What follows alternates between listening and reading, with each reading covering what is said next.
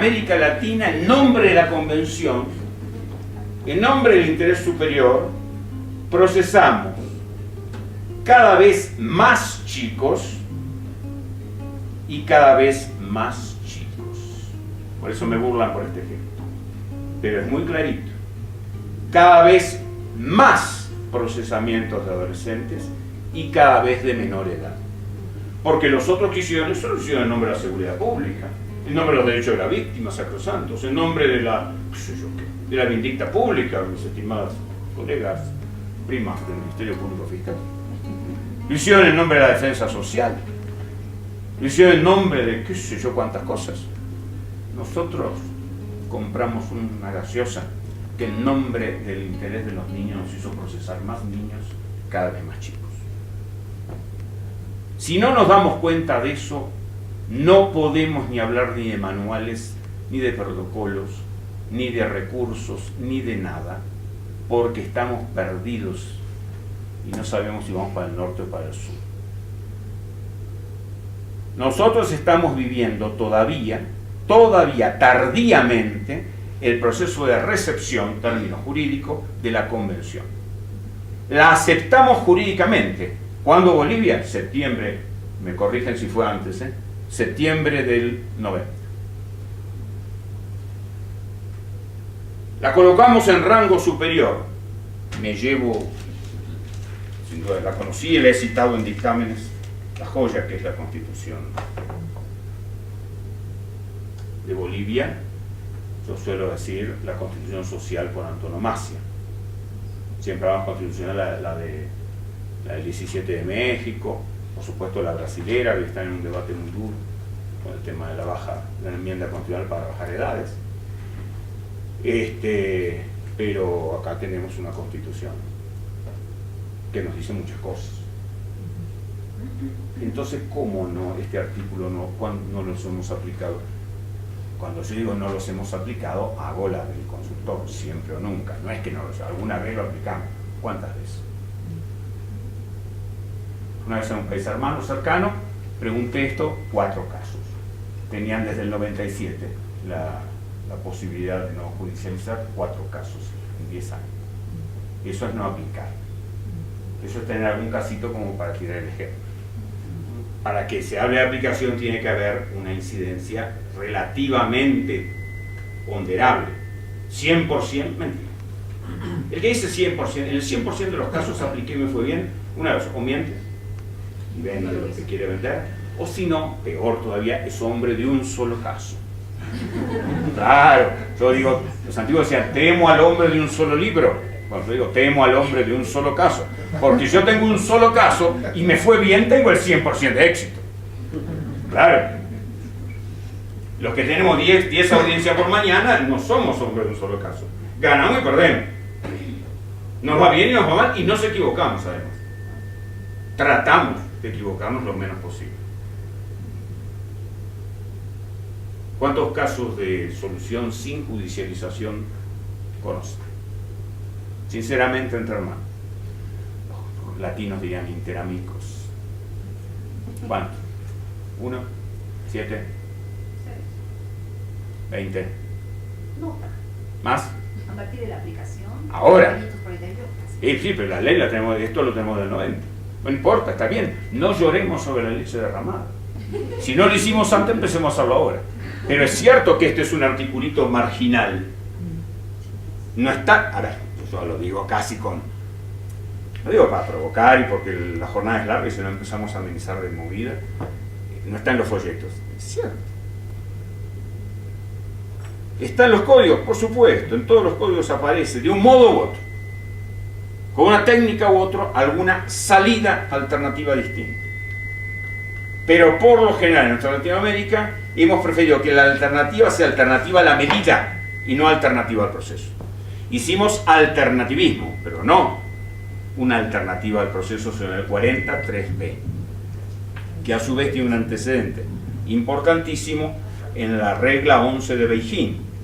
Hoy he escuchado destacado colega de Naciones Unidas mencionar la regla de Beijing. La regla 11 de Beijing, 4 años y pico anterior a la convención, es del 85, habla específicamente de lo que estamos diciendo. Porque las reglas de Beijing estaban hechas para entrar a la par que la convención. La convención iba a ser sancionada el 20 de noviembre del 84, a los 25 años de la Declaración de Derechos del Niño. Y hubo problemas. Y se demoró 5 años. Entonces las reglas que serían de aplicación de la convención son 5 años anteriores a la convención. Pero están citadas en el preámbulo y con referencia precisa. Entonces no hay tiempo ahora para hacerlo, pero regla 11 de Beijing es también el núcleo central equivalente a este 43b, el artículo olvidado, el artículo no vendido en los folletos de divulgación. Doctor, ¿qué cosas está diciendo? ¿Cómo va a decir que 5 años se demora la convención? ¿Habría habido algún problema técnico? Sí, el problema técnico de la discusión sobre el interés superior del niño. Una normita, una norma accesoria. No era la única, había otra también. Cuando don Adam Lopatka, polaco, por eso le llamamos proyecto polaco, al primer borrador de la convención, 19 artículos, tengo atesorado, hace la convención, por mandato de Naciones Unidas, los 10 principios de la Declaración del 59 los pone en forma jurídica y agrega elementos que vienen del Pacto Internacional de Derechos Civiles y Políticos. 19 artículos. Después se van agregando cosas muy buenas. Pero claro, su artículo segundo en el proyecto polaco decía que el interés superior tenía que ser la consideración primordial. Y hubo países que dijeron, no. Y eso puede ser para lo intrafamiliar. Pero en general no, porque existe la defensa social, la seguridad nacional, etcétera, etcétera. Y 5 años se debatió si el interés superior es la consideración primordial, y estuvo estancado el tema hasta que lo tenemos en los archivos. El presidente de la comisión dice, mire, voy a decir algo que no se divulga habitualmente, lo hago porque considero que ustedes son gente interesada en esto, si no hasta ahora, este día no vienen a escuchar esto. Dice, para salir de este impasse, tomemos como base la redacción que propone el Departamento de Estado. Y esa redacción diplomática le modifica al proyecto polaco el carácter absoluto del interés superior. Será la consideración, y pone una consideración certa. Nosotros recibimos y adoramos y no conocemos esto, porque esto no se divulga.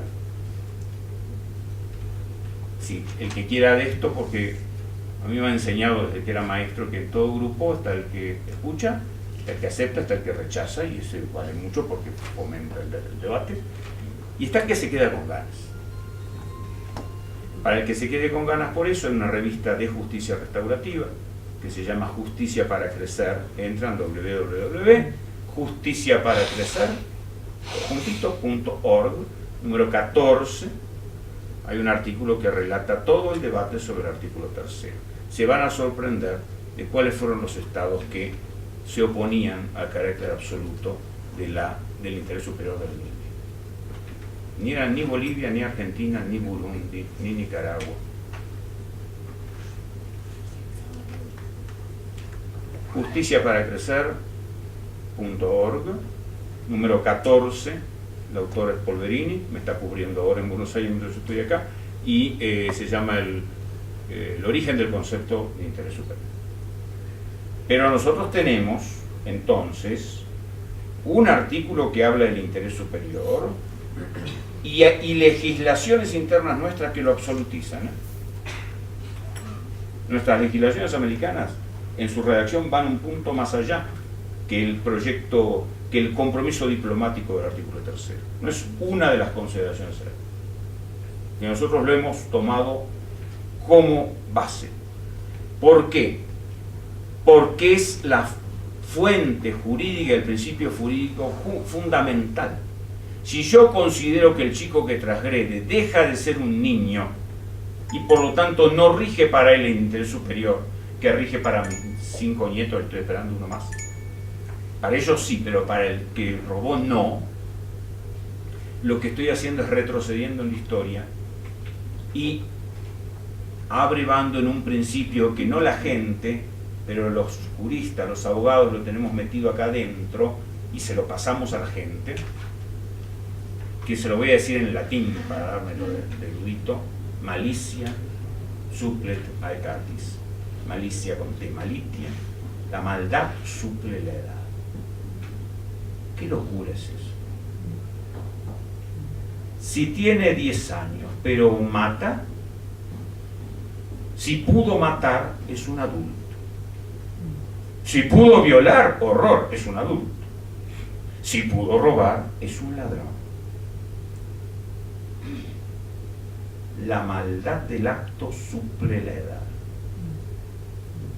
Esta canallada histórica, propia de la cultura occidental, no de otras culturas, está por dentro de nosotros y tenemos que hacer permanentemente un esfuerzo para sacarlo.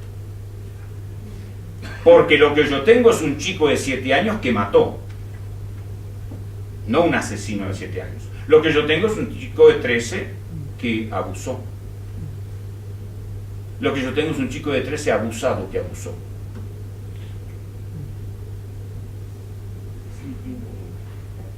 Es distinto, la consideración es absolutamente distinta. Si yo creo que la transgresión agrega madurez al sujeto transgresor, que robar 40 veces seguida todas las noches es un gesto de madurez y empecinamiento, no señor, es una compulsión, signo de inmadurez. El que planeó el asalto al tren blindado, ese era un maduro, se fue después de Río de Janeiro, pasó la buena vida y se entregó para terminar bien. Eso es un adulto. El chico que asalta un taxi todas las noches, gasta y vuelve a asaltar, es un inmaduro. Por eso cuando se habla de reincidencia, entre nosotros siempre técnicamente discutible, no hay reincidencia en adolescentes, cuando se habla de reiteración de actos, lo que estamos es sacando una banderita de inmadurez. Pero como lo consideramos como adulto, decimos, no, esto es un empecinado. La malicia suple la edad es lo que corre por dentro del derecho penal occidental. Y ustedes me permiten, porque quiero ir terminando. Para hacer un protocolo, para hacer un manual, primero tenemos que saber para dónde vamos. Y para saber para dónde vamos, no solo tenemos que saber dónde estamos, sino no sé para dónde ir, sino también de dónde vengo. Y el de dónde vengo nuestro es complejo, porque venimos de una sociedad, me escuchan igual, ¿no es cierto? De una sociedad que tiene incorporado la idea de que si el chico, a partir de los 10 años, ojo que es el límite inglés y el suizo, no sé cómo se van a arreglar ahora con el comité, que dice no admitimos por debajo de 2. A partir de los 10 años, si comete un acto transgresor, a lo sumo vemos si en este caso tiene discernimiento o no. Entonces para uno sí, para otro no. Si salen los diarios tiene discernimiento y si no, no. Le vamos a aplicar una pena atenuada. La palabra atenuar nos engaña mucho porque nos hace buenos. Por ejemplo, no lo vamos a mandar a remar en las galeras del rey, porque lo levantan y pesan el remo, pobrecito. No le vamos a dar 200 azotes, con 40 basta. Exilarlo según qué caso. Hemos tenido en nuestra tierra condenas de exilio a niños de 10 años. Tengo tiempo todavía, 3 minutos para contar una defensa histórica de nuestra tierra, no de Bolivia, pero sí, no, pero sí. El juicio de Tupac Amaru. Había 5 chicos procesados, presos y procesados. Nombran, porque el español era leguleyo, hay españoles en la sala con todo respeto. Leguleyo, pero atención, porque algo de casta le viene al galgo, ¿eh? Las leyes de India tenían aquel famoso sistema, ¿se acuerdan? De que llegaba la cédula real. Préstenme. Esta es la real cédula de todos los Felipes, perdón, ahora estamos con el sexto. Mi familia española republicana. Entonces llegaba la cédula con todos los sellos. formidable, sagrada, pero las mismas leyes permitían que el gobernador local, que es, claro, había tardado, el tema había tardado 7 años en resolverse en el Consejo de Indias, se había hundido una carabela que lo traía, vino en la siguiente, ¿no? Como ahora los vuelos que se estaban, se hundía la carabela. Entonces reunía al pueblo con la Real Selva y decía, se acata con este signo, arriba de mi cabeza, pero no se cumple. Porque, y la mandaba en consulta otros 7 años más, porque con prudencia decían, el que está allá sabe mejor cómo es la situación concreta. Entonces, las reglas de un rey absoluto podían acatarse pero no cumplirse. Esto nos quedó, regla del rey absoluto. Nosotros en Latinoamérica, por eso los europeos no nos comprenden nuestra anomia. No es anomia de bárbaros, es herencia cultural jurídica. Nosotros acatamos toda nueva ley. La acatamos como que viene del rey, claro que sí, la acatamos y es la más hermosa del mundo. Salió la nueva ley. Es perfecta, después lo vamos a modificar los 4 años por otra, pero es perfecta, es formidable. Se acata hasta en adoración de la nueva ley, pero no se cumple. El se acata pero no se cumple sigue entre nosotros. Está muy adentro de nuestra médula social. Y entonces y no se cumple porque no tengo recursos, porque no se implementó, porque falta la reglamentación. Pero hombre, ¿qué reglamentación de una regla que es clara? Bueno, los recursos, resulta que lo que estamos haciendo es más caro que lo que tenemos que cambiar. Por ejemplo, esto que viene del tiempo de ñaupa ñaupa, allá decimos ñaupa solo, si yo digo ñaupa ñaupa me miran mal, acá ustedes saben que se dice ñaupa ñaupa. Es el retribucionismo, o sea, si el niño comete un hecho, el que las hace las paga. Teoría de la pena, muy bien descripta, es a un mal, otro mal. Clarito. Como es chico, mal chico. Les contaba en el juicio de Tupac Amaru. Nombraron, una noche tuvo para hacer la defensa. Don Mariano Chacón y Becerra. Escribano del Cusco. Defensor de menores. Ad hoc. ¿Hay algún defensor? ¿No hay ningún defensor? Bueno, le doy el nombre de un ilustre defensor. Defensor ad hoc. Después le voy a decir cómo termina, si no nos quejamos de nada. Hizo las defensas, sacó absueltos a 3, al hijito más chico de 10 años, destierro a África, le dieron. Un chico de 10 años. Y a Hipólito de 20, la defensa dice, Hipólito con 20 años, fue el único del interrogatorio, le preguntaron, ¿quería que triunfara la sublevación de Condorcanqui? Por supuesto, era mi padre, dijo. Los demás quebrados en la tortura no dieron una respuesta tan clara como Hipólito. Esos son los que defendemos nosotros.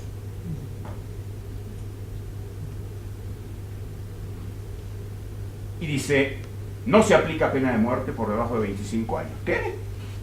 La Corte estadounidense, 5-4, recién ahora, terminó diciendo que no se aplica la pena de muerte. Y ese defensor de nuestra tierra, criollo él,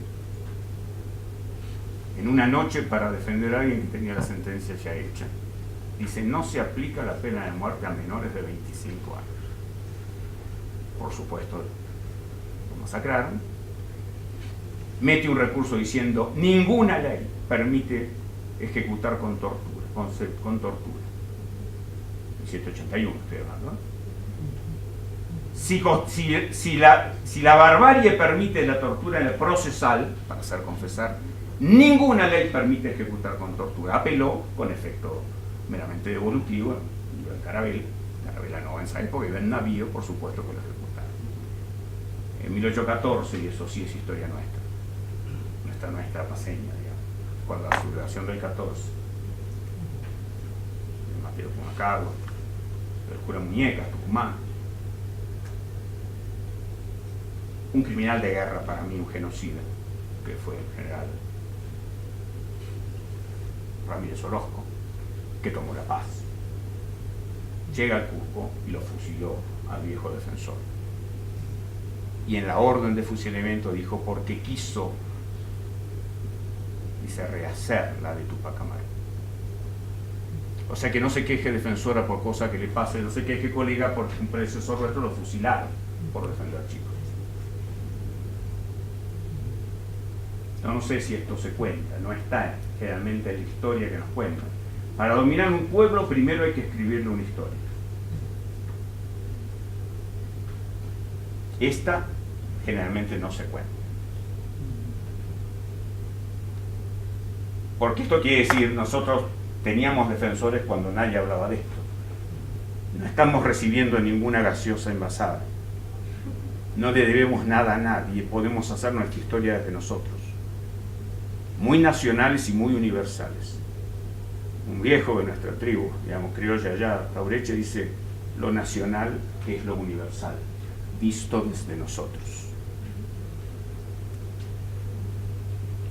No somos cerrados a todo el movimiento mundial.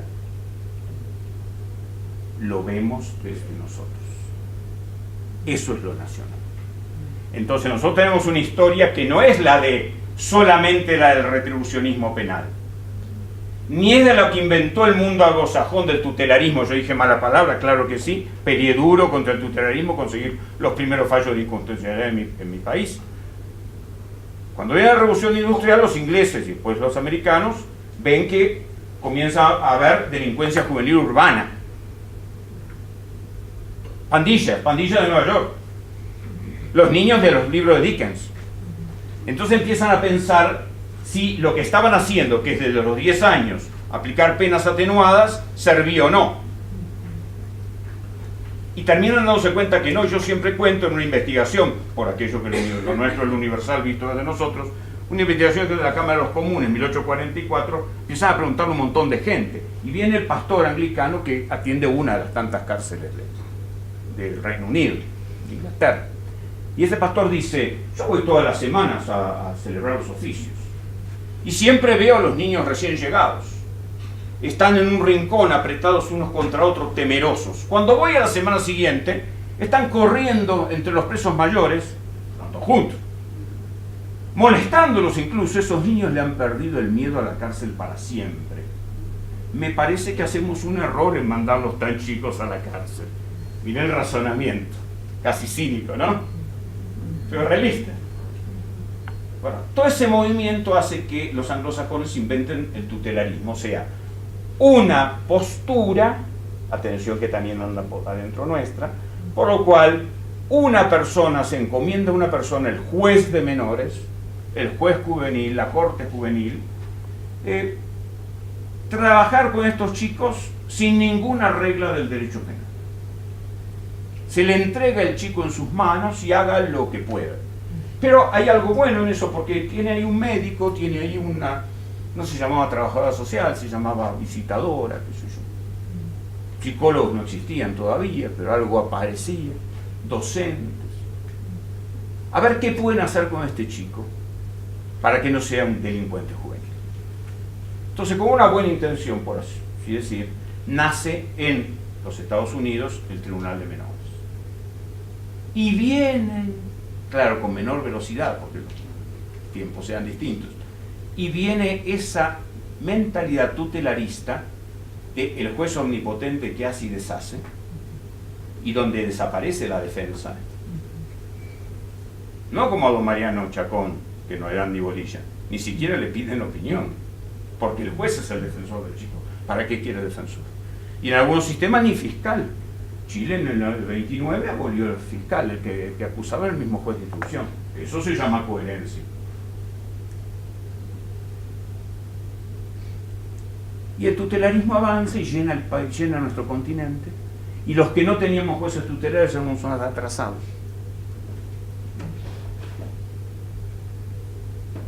Y hay versiones administrativas del tutelarismo. Bolivia la tuvo, México la tuvo. Y a mí no me hagan optar entre tutelarismo judicial y tutelarismo administrativo, porque no sé con cuál quedarme. Porque tan malo es uno como otro. Atención que esto está vigente. Lo estoy diciendo, lo digo en tono de chanza, pero de caricatura. Pero es real, ¿eh? Corre entre nosotros esta idea. Y como suelo decir yo, los sistemas económicos, políticos, entran en crisis en el centro que los generó, nunca en la periferia. La crisis económica no se va a dar a partir del crack en la bolsa de Buenos Aires, se va a dar en Wall Street. Entonces, los sistemas entran en crisis en la usina de creación de ese mismo pensamiento. Y fue en los Estados Unidos donde entró en crisis el tutelarismo, con el caso Gold, que vamos a cumplir 50 años. Todos conocen el caso, un chico que molesta por teléfono a la vecina. Molesta mal. Acoso sexual a la vecina. ¿Se acuerdan de verano del 42? Pero esta no aceptaba. Lo denunció una vez, apercibimiento, todo lo que ahora aparece en los catálogos ya existía. Y el chico seguía molestando. A mí se me ocurrió por qué no le sacó el teléfono, no, por la compañera telefónica desagrada.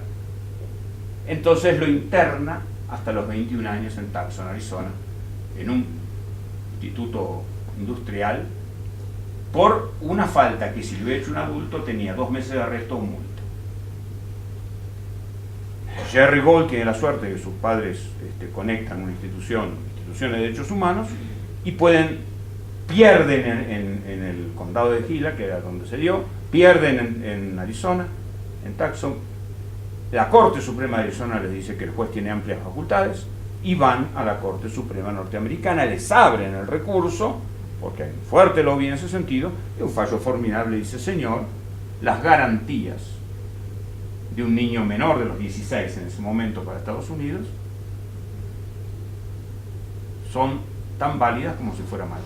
No puede hacer usted con un inimputable lo que quiera. Y aparece el catálogo de garantías que está en el 40 de la Convención.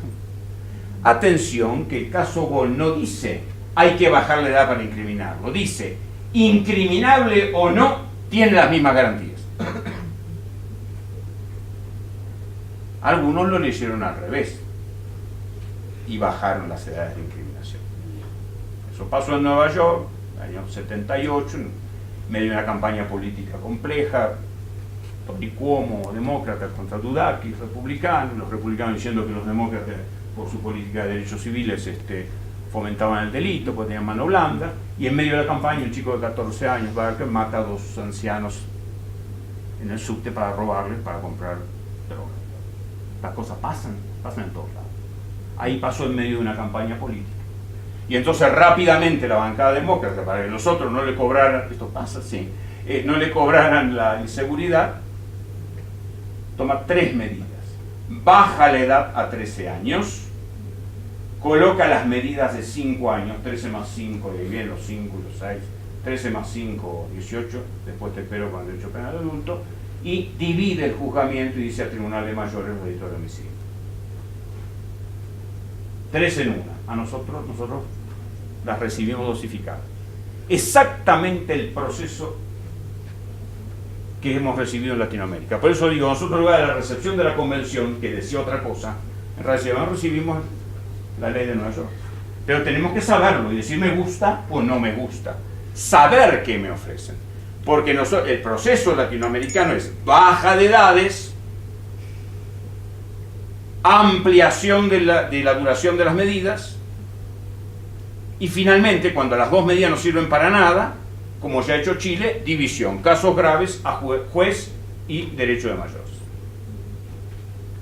Entonces lo que nosotros seguimos es crisis del tutelarismo, vuelta al retribucionismo o instancia superadora.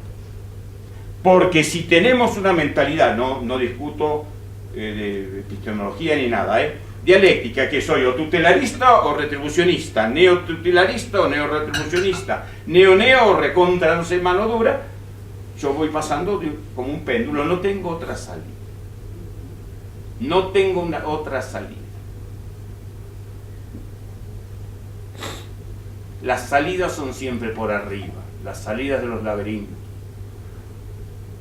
Lo que se trata en Latinoamérica es de crear desde nosotros una instancia superadora de la dialéctica, retribucionismo mal por mal o tutelarismo pobrecito.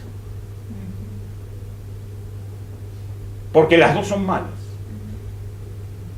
Porque este pobrecito es la indefensión del chico. y en el erial, el campo árido de la indefensión, solo crece el yuyo malo, la hierba mala de la arbitrariedad. Entonces nosotros lo que tenemos, nuestra generación, la mía que tiene un pie puesto antes de la convención y uno después, la de ustedes que por las caras veo son post-convención casi todos, tenemos el derecho de no heredar respuestas ajenas, ni del norte, ni del sur, ni del este, ni del oeste. De hecho, esta es del norte. Pero lo mismo diría si fuera del sur. Y hacer para nuestros pueblos y nuestros chicos respuestas superadoras. Estas respuestas superadoras tienen como germen, tienen como semilla, lo mismo que tenemos si lo sabemos ver. Si lo sabemos leer, maestro de grado, no. Si lo sabemos entender, si lo ponemos en el contexto adecuado y le damos primacía a este elemento, a este 43. Y ustedes hoy tienen un código que me encanta, que tiene, pero capítulos enteros sobre opciones diferentes. Ahora, tomar esto desde lo técnico es una cosa, y decir, señor, esto es una instancia superadora al tutelarismo que denostamos y que conocemos como negativo y que siguen las prácticas, porque los gallegos decían aquello, soy Molina, los muertos que vos matasteis gozan de buena salud. El tutelarismo desaparece en los códigos y sigue en las mentalidades. Y con formas administrativas, peor todavía. Si el chico es mío, lo que quiere. Porque el tutelarismo es el reflejo de el sentimiento de patria potestad omnímoda. No es papá mamá el que dice el chico, el hijo es mío o lo que quiero, sino el juez o el Estado. Pero eso significa que para no ser tutelarista o no ser neorretribucionista, aunque sea atenuado. Tengo que seguir el camino de muchos países hermanos en la región, que primero bajaron edad, después subieron, viene la presión, suben los años de las medidas. Cuando me dicen medida de 15 años, llamale pena, porque si a mí a los 15 me ponen 15 hasta los 30, medida socioeducativa, perdón, no, carajo, eso es medida, eso es una pena, disfrazada la palabra, con todas las garantías, con recurso de casación, sí señor, pero pena, en fin. ¿Tenemos posibilidades distintas? Sí señor. Tenemos posibilidades en la medida que advertimos, no en todos los casos, pero en buena parte de los casos, que es posible dar de entrada una respuesta distinta al problema. Y que una respuesta restaurativa, que es un movimiento que ni dueño tiene ni nombre, porque algunos llaman reparadora, se llama integradora. Una respuesta restaurativa implica reconocer en el adolescente transgresor la plena capacidad de responsabilidad personal, concreta. Le robó a la vecina, a esta vecina. Y no todavía la capacidad abstracta de la responsabilidad penal de violación de una norma, que no solo no conoce, porque no la conocemos nosotros a veces, sino que no puede entender en su nivel abstracto. Yo digo, pues soy una bestia como hablo, que el adolescente no puede entender que violó la norma, pero sí que violó a norma. Y es una brutalidad lo que digo, pero creo que nadie se lo olvide. Él sabe que le robó esto a doña Juana. Ahora, yo defensor, y se lo estoy confesando, frente a ese caso le tengo que decir, si soy buen defensor técnico, mis colegas, cállate la boca, no declares. Voy a hacer caricatura, en ningún lado, eso es una utopía, pero de México al sur lo conocí al chico 5 minutos antes de la audiencia. Ustedes no, ustedes lo conocen en comisaría, apenas detenido y antes de que llegue el fiscal. Pero en general en algún lado de Latinoamérica lo conozco 5 minutos antes de la audiencia. Me dan una sillita al lado, en algún pasillo, para hablar. No, acá no pasa. Es en algún lugar que se llama no lugar, no utopía, no lugar de Latinoamérica. Y entonces yo digo, cállate la boca, vos no declaras nada, te negás a declarar, dejá que el fiscal muestre. Y pues yo le robé el equipo de música y lo vendí y me dieron 10 pesos. Eso no pasa acá, pasa en otros lugares. Cállate la boca, yo soy tu defensor. Bueno, mi defendido se niega a declarar. Y pido que el señor fiscal aporte las pruebas del caso y sobre todo la preexistencia del objeto robado. Doña Juana, viejita, 80 años, lo había criado a él de chiquitito, por cuando la madre se fue a trabajar a otro lado, ¿vieron? Eso pasa, acá no, pero está media cieguita y demás, y los hijos le regalaron el equipo de música. Y usted escuchar guayno, ¿sabe? Y resulta que, claro, la compraron usada en no sé dónde. ¿Qué preexistencia de qué? Los fiscales me dijeron por acá, sí, ustedes, pruébeme que existía eso.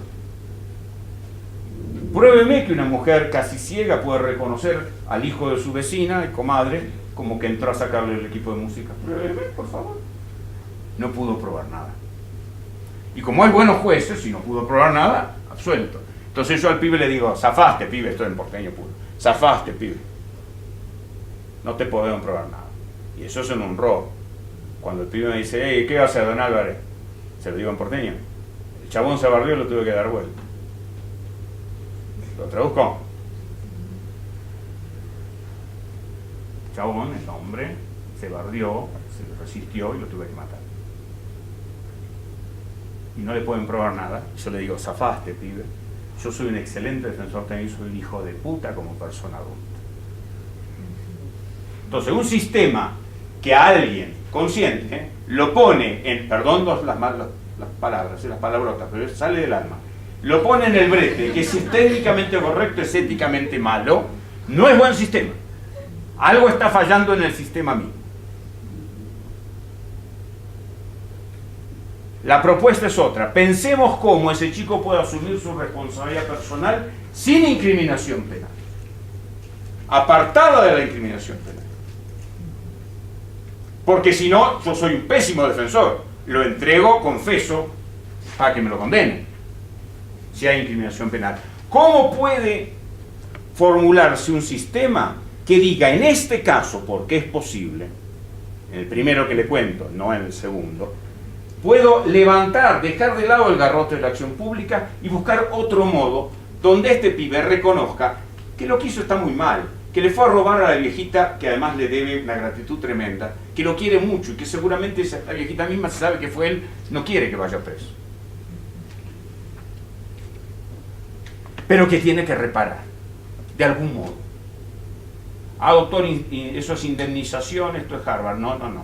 Esto no es mercantilización de las relaciones sociales. La reparación tiene un sentido mucho más amplio que la indemnización. En el río que se forma del llamado movimiento restaurativo, hay afluentes de muy distinto origen y que traen muchas cosas, colores distintos, como nuestro Bermejo, y algunos traen plomo. No todo es igual. Ni todo el que habla de restaurativo habla de la misma cosa. El que habla de algo preestatal y recurre al recuerdo de nuestras comunidades, formidable, pero yo no tengo por qué copiar lo iroqués de los Grandes Lagos ni lo de Nueva Zelanda. Tengo que ir a mi tradición y a mi historia y saberla bien, y saber si, por ejemplo, en cuanto al robo, no es más dura que el delito occidental, por ejemplo. Está la versión paraestatal, mencioné una universidad prestigiosísima, que comienza entre comerciantes que quieren arreglar las cosas entre ellos porque no quieren que el Estado le vea el negro, digamos. Ojo, la versión paraestatal, Estado de costado, en América Latina eso no sirve, porque al revés, en las comunidades humildes necesitamos más Estado, no menos Estado. Porque si no las víctimas, que nuestras víctimas son pobres, quedan absolutamente indefensas. Pero este movimiento llega, solución alternativa de conflictos, reparación económica, esto está, y es entendible. Hay victimología, por supuesto el movimiento de la victimología, cómo no, somos un país, un continente de víctimas. Somos un continente lleno de víctimas. Entonces, claro que es un lugar para la víctima, sería muy largo hablarlo esto. Hay una idea para los abogados de derecho penal mínimo, no de abolicionismo, sino de derecho penal mínimo. No todas las cuestiones caben en el derecho penal, ni deben caer en el derecho penal. Y hay finalmente un movimiento que sería, por así decirlo, lo vaina, de derecho penal de tercera vía. Ahora no estoy hablando para la gente. Primera vía, el derecho penal liberal de la pena, teoría del delito, teoría de la pena. Todos nos formamos en eso. El que diga que no se forma en eso no aprobó penal. Devuelve el libro. Todos nos formamos en eso. Hay un segundo movimiento que viene del positivismo, probablemente, que es la medida de seguridad. Eso está enancado en el tutelarismo. O sea, no me interesa qué hizo, sino qué es el sujeto, y actúo de modo indeterminado en función de las calidades del sujeto. Caso del demente que mata. Segunda vía, la medida de seguridad. Para discutirla. Esto es un derecho penal de tercera vía. Una tercera vía no hecha, una tercera vía sin dueño, una tercera vía casi sin nombre. Pero una tercera vía, y con esto termino, que es el desafío para que nosotros, desde nuestra realidad, desde nuestro pueblo, desde nuestros chicos, y conscientes, porque esto es para insatisfechos, el que dice qué bueno que tengo, todo va bien, no necesita pensar en esto. Para gente insatisfecha, que no quiere ni el tutelarismo, ni el regreso al retribucionismo, y que se da cuenta que discutir la atenuación, nosotros decimos una engaña pichanga, no sé cómo se dice acá, el jueguito de nada por aquí, nada por allá. Claro, si discutir si en lugar de 6 son 4, si en lugar de 6 son 8, no cambia la esencia del tema. Si estamos insatisfechos con ese debate, con un debate de palabras, con un debate de eufemismo, de poner buena palabra a la misma cosa mala, yo no aprisiono menores, yo dicto medidas socioeducativas privativas de libertad a niños, niños y adolescentes. Y qué tranquilo que estoy, la misma cosa.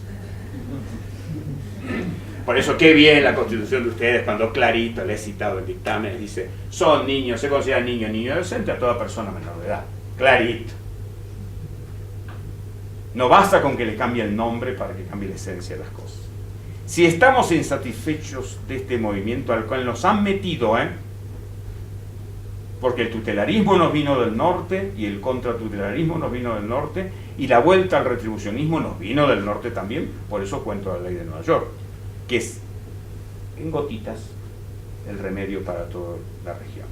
Si estamos insatisfechos con eso, pensemos todos juntos una salida superadora, desde principios que nuestras constituciones y nuestro Pacto de San José elaboran, y dentro de los cuales lo restaurativo es un camino posible, no el único, un camino posible. Pero entonces, si estamos seguros, empecemos a caminar.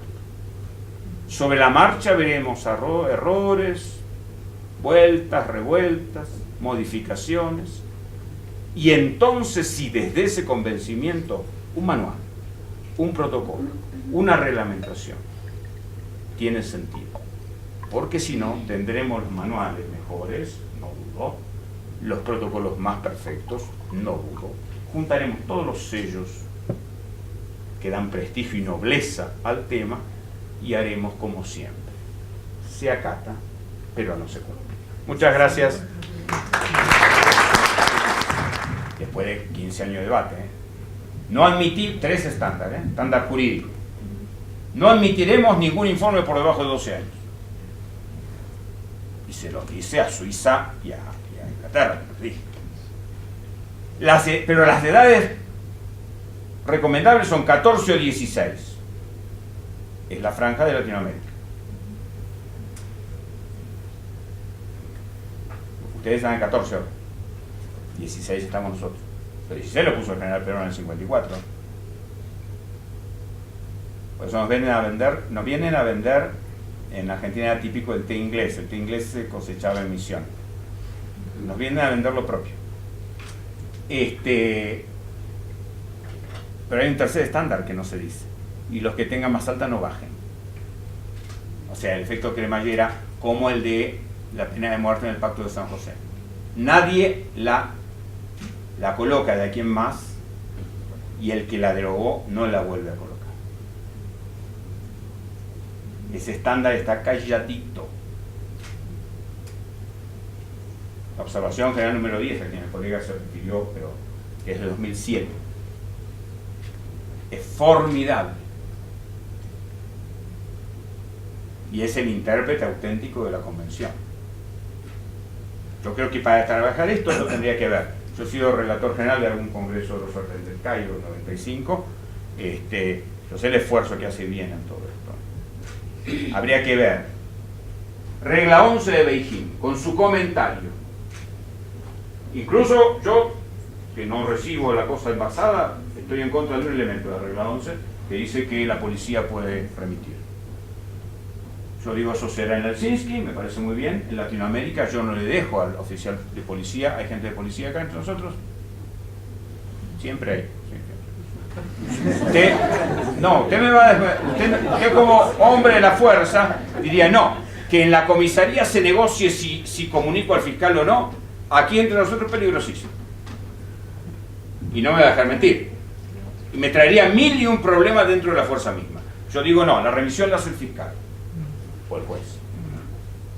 En Latinoamérica. Yo. Pero regla 11 de Beijing en su comentario, rumiada. Masticada y pensada y debatida. Vieja regla. 30 años. Usted me viene a vender ropa vieja, doctor. Una regla de 30 años. Artículo 43b de la Convención.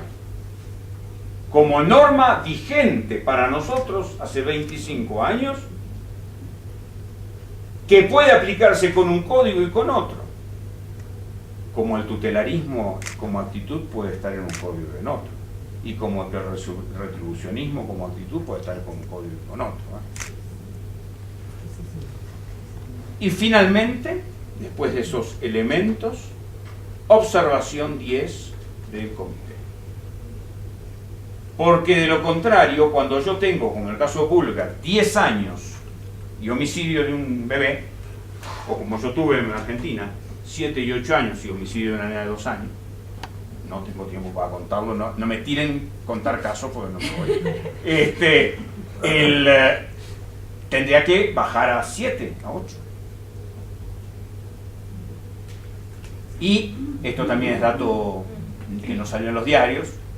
Inglaterra fue condenada en el Tribunal de Estrasburgo por cómo trabajó el caso Burger de Liverpool, porque usó juicio de adultos, 10 años. Recuerdan ustedes, el chiquito no llegaba a la barandilla. Entonces hicieron adecuación, justicia adecuada, ¿no? Le pusieron un banquito. ¿Está bien? Juicio de adultos, abierto, público, arriba de un banquito el chico, cegado por 100 flashes, usted no, señor, pero 100 flashes ingleses, así, todo, en tiempo de la Thatcher, y el nene que gritó, el asesino, el homicida, masacraron a un chiquito de 3 años, todo probado, doctor, flagrante, estaba filmado por las cámaras del supermercado. ¿Qué gritó? Papá, papá. Condenado. El cómputo de sentencia ya es administrativo, lo hizo Stroop, el Ministerio del Interior de la Thatcher. Yo cuando digo la Thatcher lo digo con gran desprecio, un tema personal mío. Lo revocó un grupo, un tribunalito de la Cámara de los Lores, Lord Williams, yo lo traté un galés de primera, revocaron la prisión perpetua, pero fue Inglaterra acusada ante el Tribunal de Estrasburgo por utilizar juicio de mayores en niños. Fue condenada. Y si es condenada Bolivia, Argentina, Costa Rica, Nicaragua, todo. Nos enteramos todos. Esos chicos cumplieron hasta los 21, tuvieron que cambiar de nombre, etc. La historia, bueno, el caso Burger, de un angelito, 3 añitos tenía la ley. Entonces con ese criterio hay que bajar, porque no podíamos tener otro instrumento. La baja de edades, aún porque a la baja de edades sigue siempre, pero la baja de edades no previene nada. La baja de edades sigue siempre la división de juicio, o sea que va a juicio de mayores, que es lo que está teniendo Chile en este momento. Entonces, la lectura profunda de, fíjense, son 3 generaciones, pocos quedamos que participamos o acompañamos los 3 momentos, y nos estamos yendo. 85 reglas de Pekín, estaba Peter en Viena. Y eso se aprobó en Naciones Unidas en las sesiones del 85, o sea, las 40 sesiones. Entonces, siempre desde el 45 se cuentan, o sea que 95 es sesión número 40 barra tanto. Después las reglas que también mencionó el señor, que se aprobaron en el Congreso de La Habana, donde yo estuve, por eso le decimos regla de La Habana a algunos, ¿no? Se aprobaron las de Riad, se aprobaron las de tratamiento de menores de La Habana, y la convención como tal, 43B, y para mí la observación 10. La observación general 10 es para rumiar, pensar, discutir, ver en qué estamos de acuerdo y en qué no. Recuerden que fue el acuerdo entre gente de sistemas jurídicos diferentes, no de lenguas diferentes. Lengua diferente, un traductor. Ahora, alguien del sistema islámico, del sistema anglosajón, del sistema continental, y nosotros, para ponernos de acuerdo en algo, tenemos que hacer un esfuerzo de armonización muy serio. Pero el esfuerzo llegó en no bajar edades. Entonces, ¿cómo? Nos vendieron la convención diciendo que por la convención tenemos que bajar edades, y ahora los intérpretes de la convención nos dicen que no bajemos, cuando ya bajamos. ¿Qué pasó de México al sur? Coahuila, en el norte de México, fue el último que resistió la baja, y andamos nosotros ahí como gato entre la leña, defendiéndonos de la baja de edad en Argentina. Creo que esta vez la perdemos. Me comprenden que el tema no es la baja de edades. El tema es la mentalidad retribucionista clásica del derecho penal liberal, del cual cito un autor, para aquello que leo la Nacional es la Universal, Foucault, Michel Foucault, en Vigilar y Castigar, pueden haber leído. Abre nomás la primera página, la segunda página, dice: en todos los proyectos, en todas las legislaciones, en todos los discursos políticos de fin del siglo XVIII, o sea, la Revolución Francesa, no se ve la intención de castigar menos, sino de castigar mejor.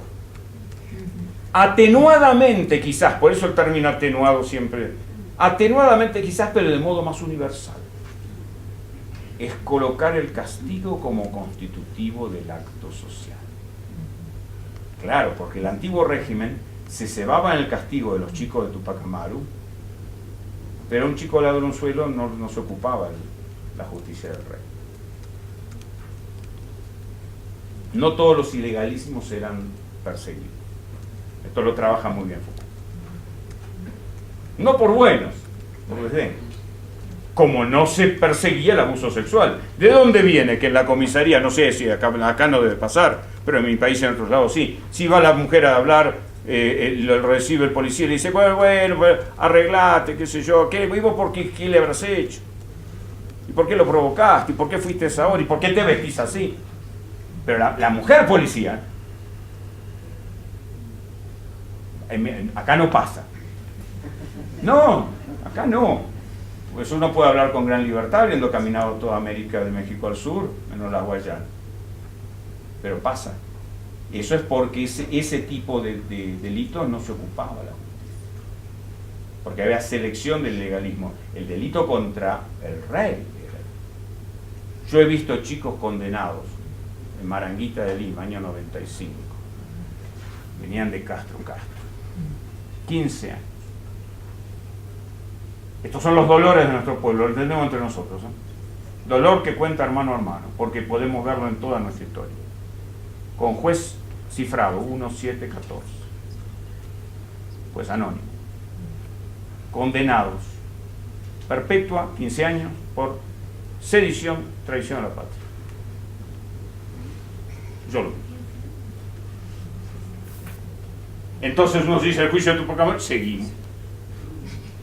¿Comprenden? El tema de la edad implica considerar si realmente, por eso hay que leer el comentario de la regla de 11 de Beijing, si realmente puede haber responsabilidad abstracta a quien todavía no tiene pensamiento abstracto. Esto es Piaget. Esto es interdisciplina. Por eso un gran juez de Nueva York, Michael Corriero, que vivió este cambio y que se jubiló como juez, fue juez del Bronx y se jubiló como juez superior en Nueva York, que nos acompaña mucho en todo esto y van a encontrar escrito por él en Justicia y Juventud, en Justicia para Crecer, dice su libro, juzguemos a los niños como niños. Entonces no juzguemos, juzguemos a los niños como niños, porque ve muy bien que el punto final es juzgarlos como adultos, para los casos graves. Y esto ya lo tenemos en el hemisferio, esta es la última reforma chilena. Esto viene impuesto. Las 3 reformas neoyorquinas del 78, por cuentagotas. El por qué lo podríamos debatir muchísimo, cada uno puede tener una explicación. Pero recuerden ustedes, en mi país se dice cómo se cocina una rana. Vieron que la rana se la cocina viva, se la pelleja, te la pone en el aceite o en el agua caliente y sal. ¿Saben cómo se la cocina? Acá no cocinan rana. Se la pone en frío y se va calentando. Entonces la rana no se va dando cuenta de que va subiendo la temperatura. No se están cocinando como a las ranas. Todos juntos no lo habíamos soportado. Ni los tutelaristas ni los antitutelaristas. Es una barbaridad. Y aparte. Y basados en el fracaso del anterior, porque así como idolatramos la última ley, somos los primeros en denostarlo frente a la que sigue. El problema es que son 6 años, es muy poco. No podemos graduar, doctor. Si yo tengo de 1 a 6 entre robo y homicidio y quíntuple homicidio, no tengo gradación, proporcionalidad. Hay que llevarlo a 10. Hay que llevarlo a 15 como Costa Rica. ¿Comprenden? Entonces, de fracaso en fracaso vamos aceptando todo. Es un debate secundario. El tema es la incriminación al usuario en drogas o la incriminación al pequeño traficante o al trafiadicto, etc. Evidentemente yo creo que se ha errado muchísimo en eso, más allá de los esfuerzos dignísimos de los estados. Creo 1008 era de ustedes, me parece. No vengo yo, jamás vengo a hablar porque soy forastero, ¿no es cierto? No me siento extranjero, pero sí forastero. Nunca hablo de ley local, más allá de lo necesario, porque no soy llamado a hablar de esto. Yo creo que hay que entender muy bien el tema de la adicción de nuestro pueblo, distinguirlo muy bien de los sistemas de tráfico y el de medrar con la droga, que también nos vino del norte. Ustedes llevarán la guerra del opio. La guerra del opio fue cuando Inglaterra abrió a cañonazos el Yangtze, el río Amarillo, destrozando a China porque no le dejaban vender opio en China. El opio se hacia la India grande, en la India, y como una emperatriz decía, no quiero opio entre mi pueblo, fue Occidente, de la reina Victoria, el que, cañoneros del Yangtze, hace la guerra del opio, obligando a recibir opio a un país. Son cosas que conocemos todos, pero que no se dicen por pudor. Entonces hay que ver lo financiero. El tema de droga es muy complejo. Si creemos que el tema de droga lo tomamos bajando de edad de un chico de 14 años que consume, me parece que estamos equivocándonos de medio. Hay un error de política incluso desde el tema del combate al narcotráfico. Lo primero que hay que advertir en un combate es quién es el enemigo. Equivocarse de amigo trae disgustos. Generalmente uno es traicionado, se decepciona. ¿Quién no tiene fracaso de amor? Yo cumplo 40 casado ahora, pero bueno, de algunos me acuerdo de antes. Pero equivocarse de enemigo es peor todavía.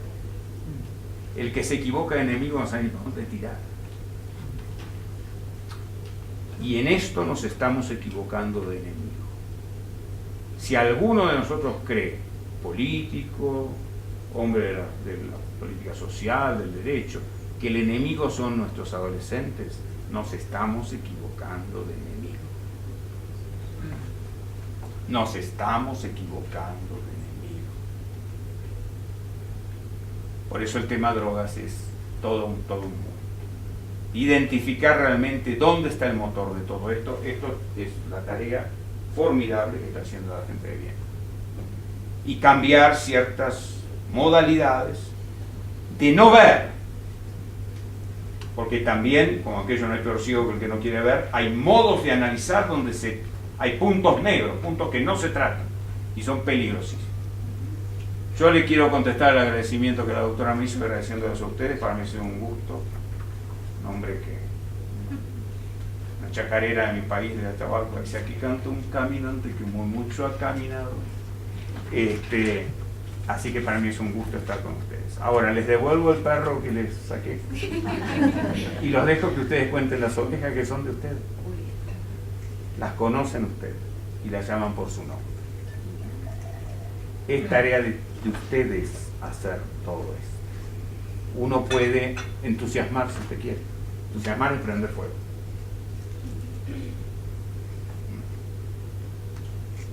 Pero ustedes son los que tienen que hacer. La ayuda técnica, que es todo eso, no vale de nada si no hay movimiento profundo de una comunidad que entiende las cosas y que quiere cambiar, y sobre todo, perdonen la reiteración final, si hay insatisfacción. Esto no es para instalados. El instalado se queda sentado donde está. El que no está cómodo se para y camina, tropieza, va lento, se lastima un pie. Encuentra una piedrita, la patea o la pasa por arriba. Encuentra una roca grande, da la vuelta. Pero camina, porque no está instalado. El que esté instalado y diga: mire, ¿esto que hacemos qué es?